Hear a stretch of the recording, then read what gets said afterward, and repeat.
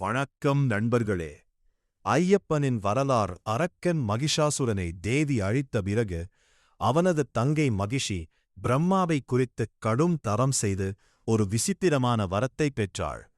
சிவனுக்கும் விஷ்ணுவுக்கும் பிறக்கும் மகனைத் தவிர வேறு யாராலும் தனக்கு மரணம் நிகழக்கூடாது என்பதே அந்த வரம். இரு ஆண்களுக்கு குழந்தை பிறக்க வாய்ப்பில்லை என்பதால் தனக்கு மரணமே இல்லை என்ற ஆணவத்தில் தேவர்களையும் முனிவர்களையும் அவள் சித்திரவதை செய்தாள். அவளது கொடுமைகளை முடிவுக்குக் கொண்டுவர மகாவிஷ்ணு மோகினி அவதாரம் எடுத்தார். சிவனுக்கும் மோகினிக்கும் மகனாக ஐயப்பன் அவதரித்தார். பிறந்த குழந்தையை பம்பை நதிக்கரையில் விட்டுச் சென்றபோது வேட்டையாட வந்த பந்தள நாட்டு ராஜா ராஜசேகரன் அக்குழந்தையை கண்டெடுத்தார். குழந்தையில்லாத அந்த ராஜா கழுத்தில் மணியுடன் இருந்த அக்குழந்தைக்கு மணிகண்டன் என்று பெயரிட்டு தனது அரண்மனையில் வளர்த்து வந்தார்.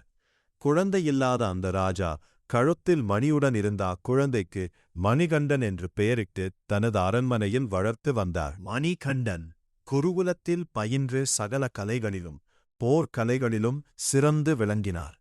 இதற்கிடையில் ராணிக்கு ஒரு மகன் பிறந்தான். மாணிகண்டன் மீது மிகுந்த அன்பு கொண்டிருந்த ராஜா அவனையே அடுத்த மன்னராக முடிசூட்ட விரும்பினார். ஆனால் பொறாமை கொண்ட மந்திரியின் சூழ்ச்சியால் ராணியின் மனம் மாறியது.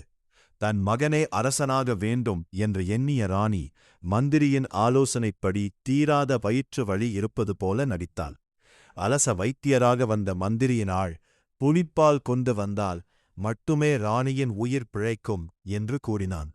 தன் தாயைக் காக்க வேண்டும் என்ற ஒரே நோக்கத்தில் 12 வயது சிறுவனான மணிகண்டன் வில்லேந்தி அடர்ந்த காட்டிற்குள் தனியாக புறப்பட்டார்.